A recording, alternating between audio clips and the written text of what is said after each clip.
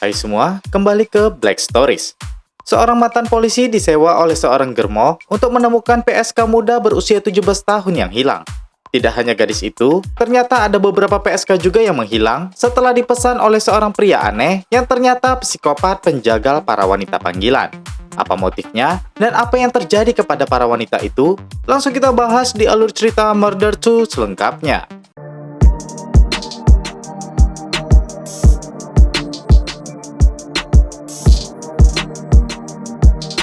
Seorang wanita seksi bernama Jyoti sedang menari di hadapan seorang wanita misterius berbaju merah. Jyoti bahkan sempat menyalakan rokok wanita ini menggunakan koreknya.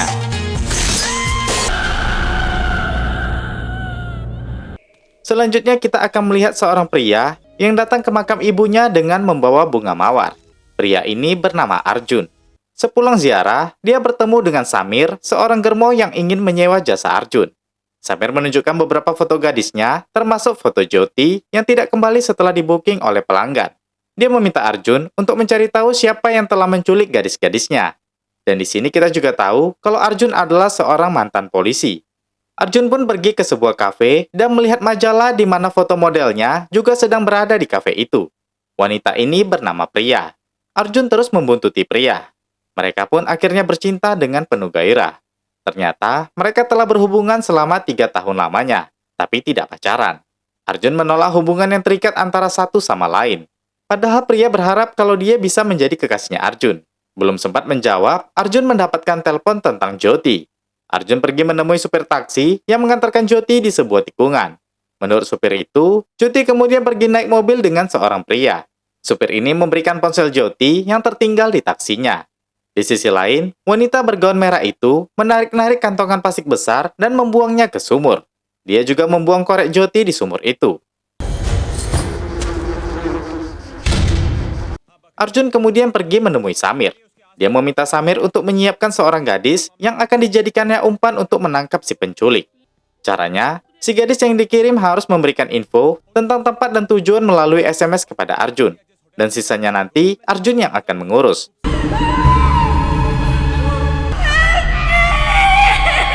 Si pria itu menghubungi Samir kembali. Samir menyuruh anggotanya untuk mengirim Resma. Ini dia Resma, gadis yang dimaksud Samir. Resma berasal dari keluarga yang miskin, yang sekarang sedang kuliah di sebuah yayasan Kristiani dan tinggal di kampus itu. Untuk membantu ibunya, dia terpaksa mendaftar menjadi wanita malam di panti pijat yang didirikan Samir. Dia terpaksa berbohong pada ibunya karena jelas dia tidak ingin ibunya tahu kalau dia akan menjadi PSK. मैं रखती हूँ।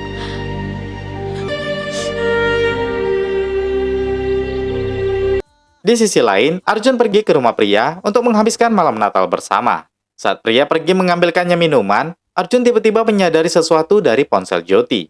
Dia bergegas meninggalkan pria. Arjun Arjun Di sisi lain, Resma pergi menemui pria yang membokingnya.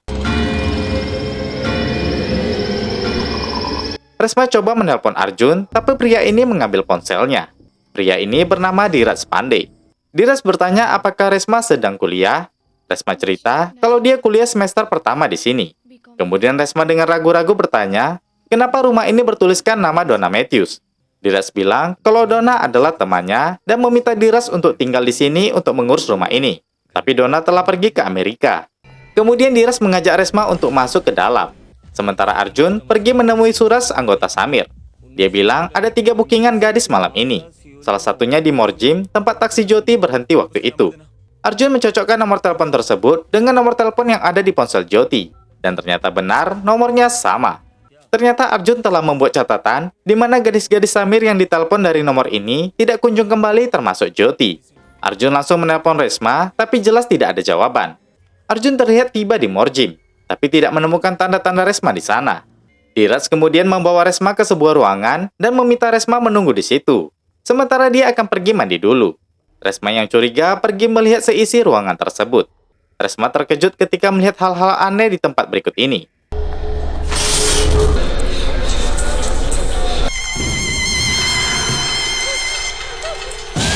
Melihat hal ini, Resma yang ketakutan bermaksud kabur dari sana.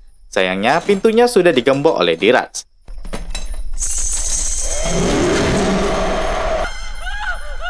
Sementara itu, Arjun terus coba menghubungi ponsel Resma. Jadi guys, wanita bergaun merah di awal cerita adalah Diraj yang berpenampilan seperti wanita. Diraj suka merekam suara jeritan wanita ketika menyiksanya. Dan kali ini, Resma yang menjadi korban. Diraj bilang kalau potongan telinga itu adalah milik Jyoti, teman Resma. Diraj yang kalap menyuruh Resma menjerit dan menyiksanya habis-habisan.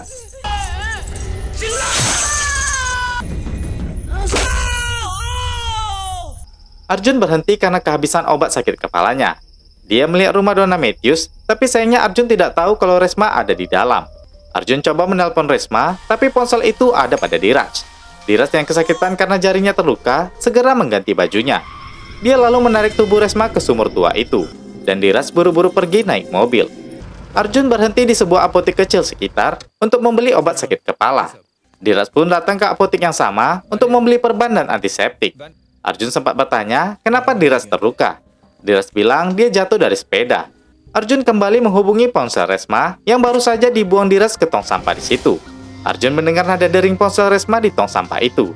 Dia lalu coba menelpon pria yang membuking Resma yang diangkat oleh Diraj. Arjun segera memintanya untuk berbalik.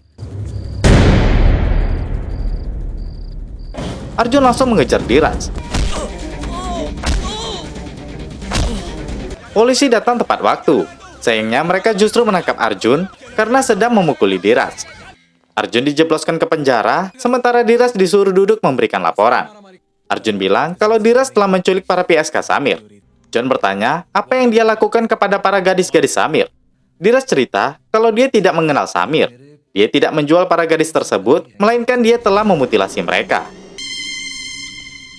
Seorang petugas melaporkan ini kepada Sada.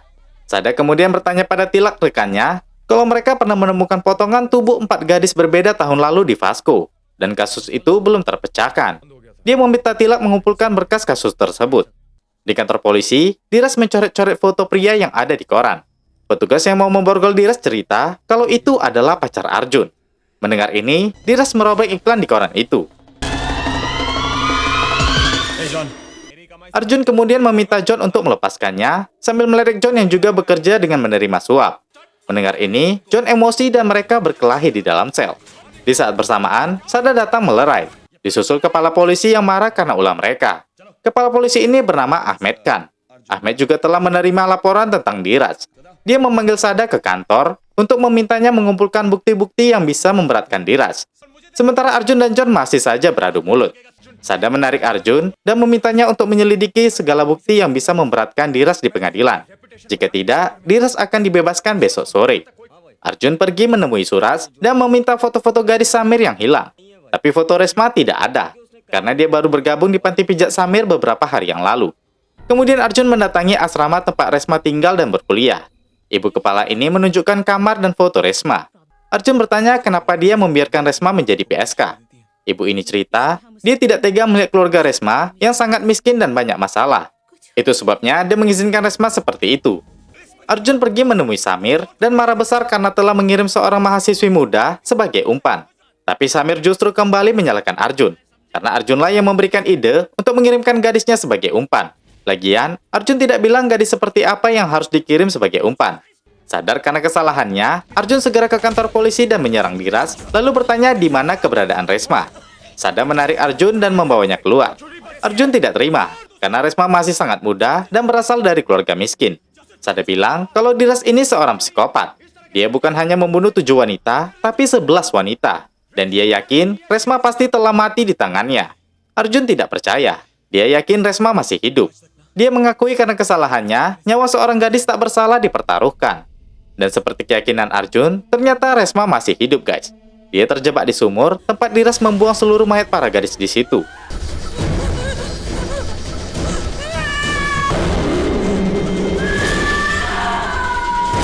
Arjun melihat SIM milik Diraj dan akan pergi ke Pororim untuk mencari bukti tentang Diraj.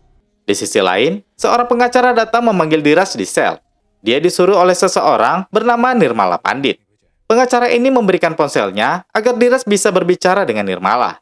Dan inilah Nirmala, seorang waria yang sedang merintis karirnya dalam dunia politik.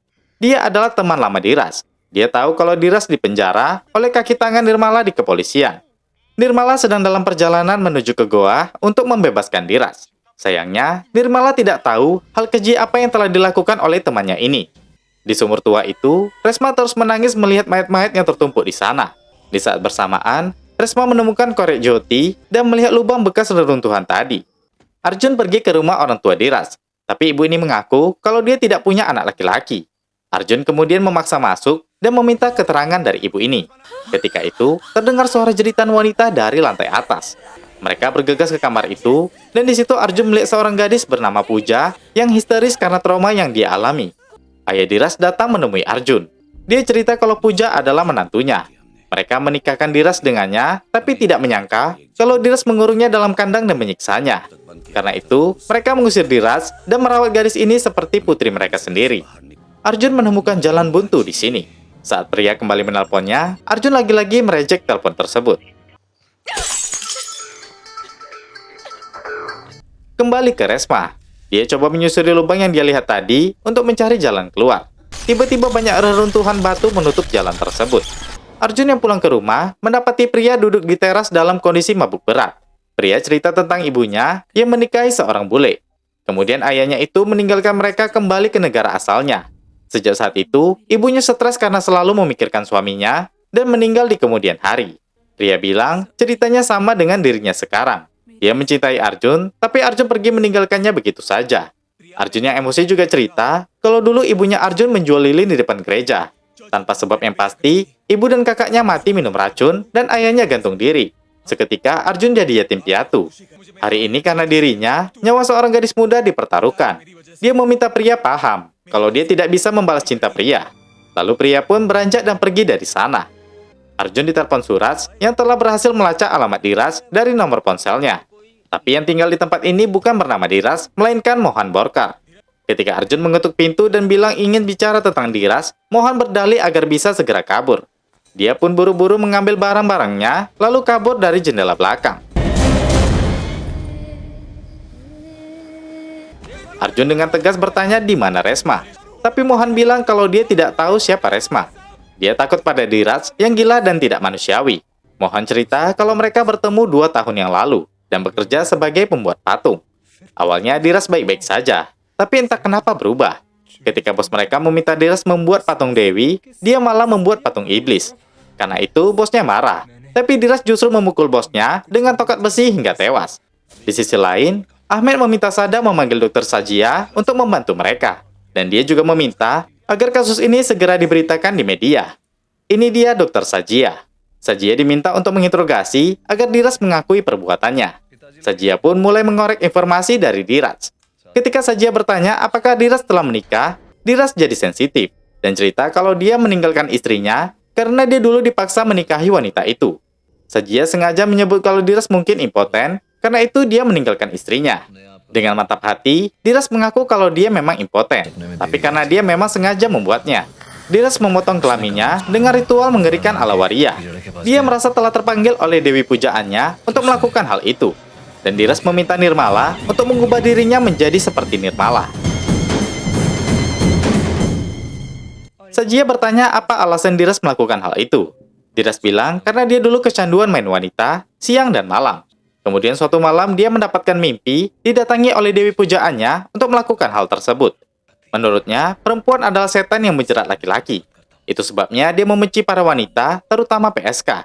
Sajia berhasil menjebak Diras untuk mengakui perbuatannya. Sajia sudah paham kalau alasan lain Diras membenci wanita karena dia sudah impoten. Itu sebabnya dia membunuh wanita-wanita tersebut karena tidak bisa menggunakan mereka. Fakta dan ledekan dari Sajia membuat Diras kehabisan kesabarannya.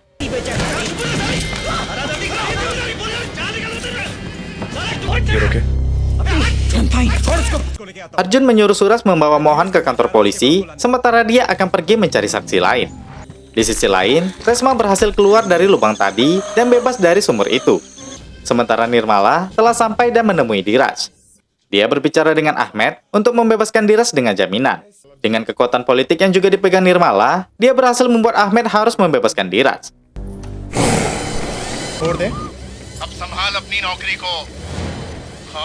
Sada memberitahu tentang kebebasan Diras kepada Arjun. Dan benar saja, Diras akhirnya bebas. Sada menyuruh John untuk mengikuti kemana Nirmala dan Diras pergi. Sementara Resma berlari di tengah hutan sambil meminta tolong. Dia melihat ada sebuah kuil di sana. Resma ke kuil itu, dan pendeta di sana pun segera menolongnya. Nirmala mengajak Diras untuk pergi ke kuil Bahu Caraji, di mana Diras yang membuat patung dewi untuk kuil itu. Mereka pun tiba di kuil Bahu Caraji. Dan tepat di belakang mereka, John pun sampai dan memberitahu Arjun di mana mereka berada.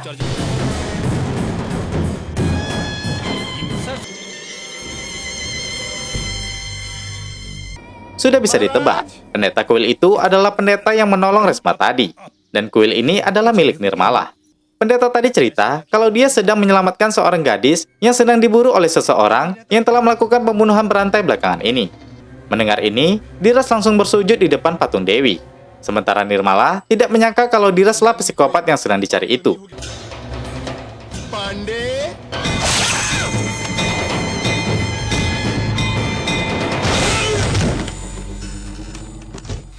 Pendeta tadi juga turut jadi korban. Dan dengan mudah, Diras menemukan Resma yang sedang bersembunyi di gudang belakang kuil ini. Dia memuji Resma yang berhasil keluar melalui lubang saluran pembuangan sumur tersebut. Saking takutnya, Resma sampai terkencing di situ. Dan dengan sadisnya, Diras pun menghajar Resma habis-habisan.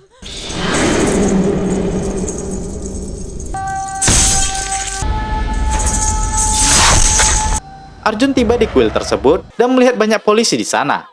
Sada menghentikan Arjun yang ingin melihat TKP. Dan betapa hancurnya dia ketika melihat Resma tak berhasil diselamatkan. Arjun kemudian pergi di depan pintu gereja. Arjun sadar kalau dia bisa mendapatkan uang dari berbagai cara, tapi tidak bisa menyelamatkan nyawa seorang gadis. Dan di sini kita baru tahu guys, kalau Resma sebenarnya seorang muslimah yang jasadnya sedang dimakamkan ini. Arjun melihat betapa hancur hati ibunya Resma yang melihat pemakaman anaknya ini. Diras yang telah kembali ke rumah melihat foto pria dan menelpon agensi pemotretan tersebut. Dan agensi itu menawarkan pria untuk melakukan pemotretan malam ini. Pria pun setuju. Arjun kembali ke kuil tadi dan melihat TKP pembunuhan Resma. Arjun baru menyadari patung dewi yang aneh. Dan seketika, dia teringat rupa patung yang sama yang pernah dia lihat di rumah Donna Matthews. Diras menyadari kalau pria sudah datang. Dia menyuruhnya masuk. Tapi ternyata itu bukan pria, melainkan Arjun. Arjun bertanya, gadis mana lagi yang Diras tunggu untuk dijadikan mangsa? Saat Arjun melihat bercak darah di lantai, Diras menyerangnya. Diras menusuk kaki Arjun dengan pisau dan kembali menyerang Arjun.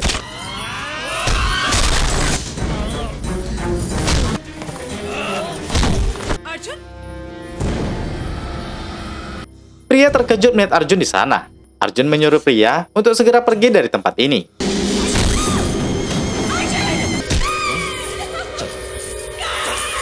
Arjun tergeletak tak berdaya melihat pria yang sedang disiksa oleh Diras. Diras bilang dia sengaja mengundang pria untuk balas dendam pada Arjun. Diras juga bilang dia akan menunjukkan bagaimana cara dia membunuh Resma yang akan dia lakukan juga pada pria. Dia meletakkan tape recorder itu dan mulai beraksi.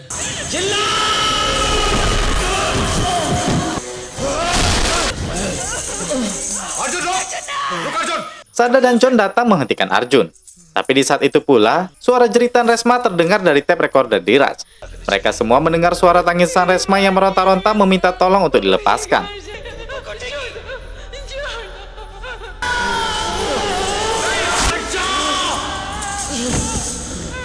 Saat polisi yang lain tiba, Sada menembak Diras berkali-kali agar Arjun tidak menjadi tersangka. Evakuasi jasad dari sumur tua itu pun dilakukan. Ibunya Resma dikejutkan dengan bungkusan uang yang banyak di depan pintu yang diletakkan Arjun di sana. Arjun akhirnya pergi ke gereja, berlutut dan berdoa. Dia akhirnya sadar akan kesalahannya selama ini berada di jalan yang salah. Di saat bersamaan pria datang, dan kali ini Arjun memegangnya agar pria tidak meninggalkannya. Dan cerita berakhir di sini guys. Nah, itu tadi alur cerita Murder 2 selengkapnya. Selanjutnya kita akan membahas angsuran ketiga dari quasi sequel Murder ini, yang berkisah tentang seorang istri yang menghilang mendadak setelah problem yang terjadi pada hidupnya. Seperti apa ceritanya, akan kita bahas di next video. Oke, terakhir saya Jiwa. Terima kasih sudah menonton dan sampai jumpa di video berikutnya.